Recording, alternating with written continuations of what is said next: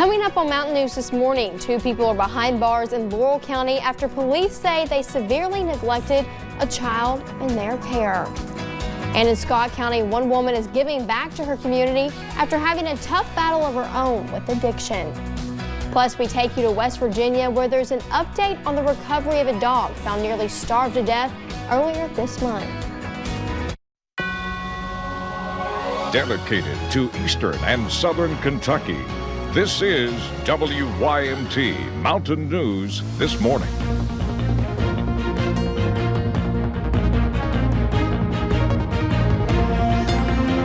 Good morning. The time is 6:34 on January 20th. I'm Madison Program, and thank you for joining us on Mountain News This Morning on this Monday morning. Fair warning, it's cold outside, but let's go to Brandon Robinson. Brandon, there's no, I don't think there's any, yeah. I just take the remote. I can do the cold. It's just cold. There's some, maybe little snowflakes falling, but nothing. Here, I'm gonna give this to you. It's okay. You don't need me.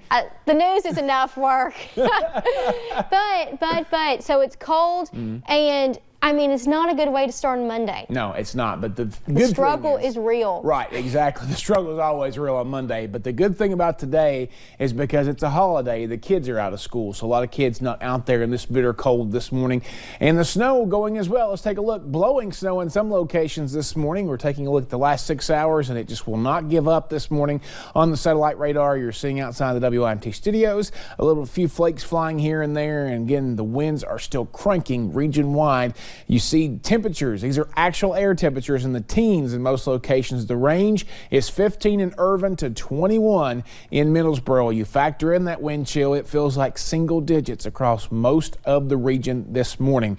Max warming for sure. If I had a level past max warming on the coffee meter, I would take it to that, but we don't. The 8-hour planner for today, we take a look through the next few hours, and you see that we are going to see temperatures dive a little bit more as we head into mid-morning and then start to climb toward our daytime high of 29 this afternoon. Yes, not even into the 30s for most locations. Some locations may try to get there, but again, going to be a very cold day overall. I'll talk about the extended forecast coming up here in a little bit. Madison. Thank you, Brandon. Well, 2 people have died after a fatal crash in Mercer County. It happened on Mackville Road near Rose Hill Lane around 11 p.m. Saturday night when an SUV veered off the road and hit a tree. A baby survived the impact and was rushed to the hospital. Police blocked part of the road following the crash, but one lane opened around 1:30 a.m. And in Laurel County, the sheriff's office is reporting deputies and city police located a stolen vehicle. Deputies pulled over 27-year-old Robert Smith of London. Smith was driving a black Toyota Camry when a deputy pulled him over for multiple violations. Deputies found the car he was driving was reported stolen out of Corbin. A firearm in the front passenger seat was also found to be stolen, and Smith was taken to the Laurel County Correctional Center. And this past weekend, we told you about 2 people who were arrested on criminal abuse charges.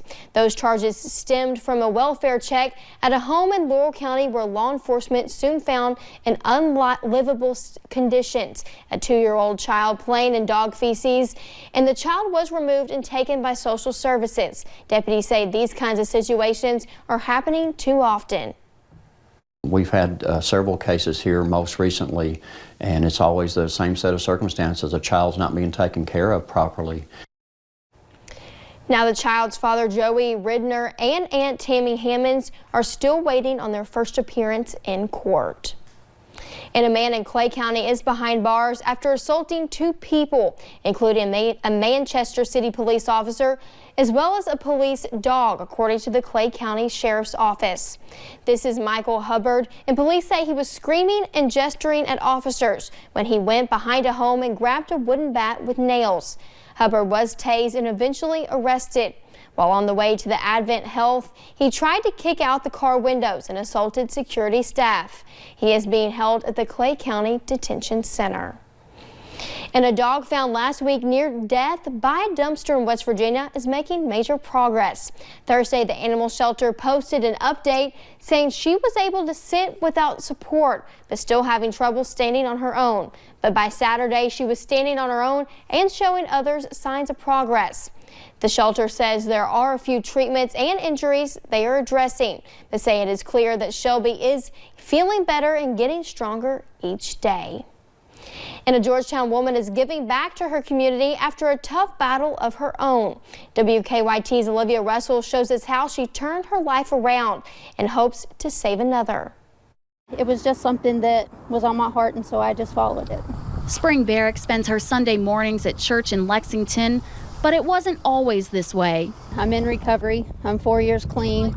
Barrick struggled with addiction. After turning her life around, she wanted to give back to Scott County. And now being in recovery, I wanted to kind of make an amends to society and amends to my hometown, my town that, I did a lot of damage in. Her idea of giving back was inspired by a young boy named Brady, who donates life-saving vests to canine officers across the country. So I contacted them, got their experience, and asked if they minded if I used the idea and just raised the money myself in my hometown. And they were like, sure. They were excited to share the information with me. So she reached out to the Scott County Sheriff's Office, found a canine in need named Nico, and started a Facebook fundraiser.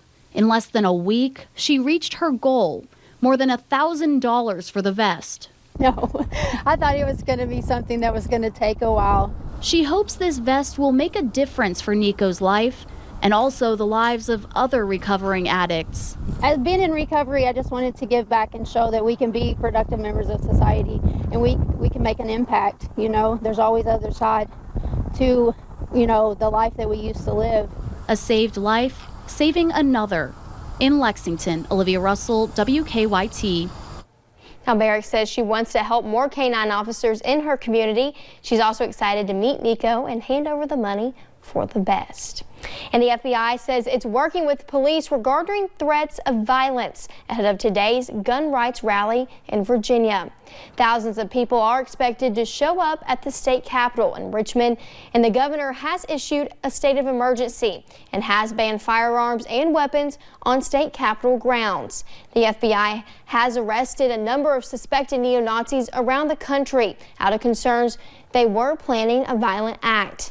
State police say it has received threats on its social media, and threats have also appeared on pages of the Richmond Police Department. And President Trump's legal team will release more information today about its strategy to fight the impeachment trial in the Senate. The first formal response came over the weekend in a 6-page memo. It dismissed the articles of impeachment as, quote, constitutionally invalid on their face, end quote. Opening arguments begin tomorrow, and there are still unanswered questions about whether new documents and witnesses will be included. CBS's Johnny Fernandez has details.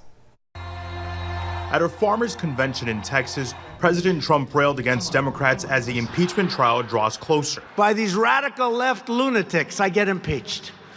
But that's okay. The farmers are sticking with Trump. Democratic House managers were on Capitol Hill over the weekend planning their strategy. All relevant evidence should be admitted, and the president has engaged in a concerted attempt to deny all evidence. They want to hear from new witnesses, but will need at least 4 GOP senators to make that happen. Are you still open-minded on witnesses?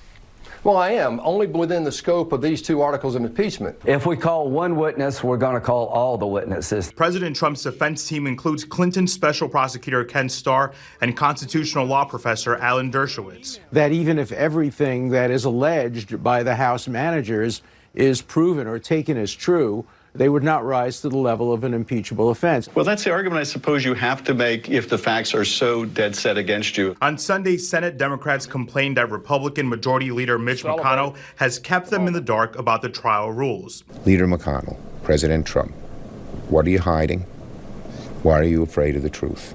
The Senate will vote on ground rules tomorrow, the same day that opening arguments begin. Johnny Fernandez, CBS News.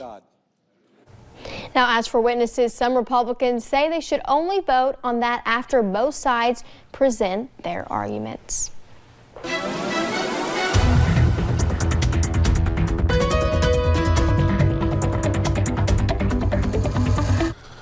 Forecast this morning could be summed up again in one word: frigid. As you head out the door, you're going to be dealing with some snowflakes flying too. Yeah, we haven't had much this winter, and the day that Will's not here, we see the snow flying. He saw a little bit yesterday, and I saw a tweet from him that he was very, very excited about it. Temperature is very cold this morning. 15 in Irvine, 21 Middlesboro. Everybody else mostly in the teens this morning. You factor in that wind chill, it feels like the single digits in a lot of locations this morning. Your out the door forecast, we are going to see temperatures climb slowly, but not above freezing. I think we stay right around the 30-degree mark. If you're lucky, the flurries of this morning give way to some sunshine later on this afternoon. Madison.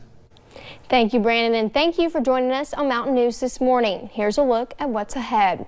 We have officially wrapped up our second annual Kentucky Fishing Expo at the Corbin Arena. We'll have more on why it was one for the books just ahead.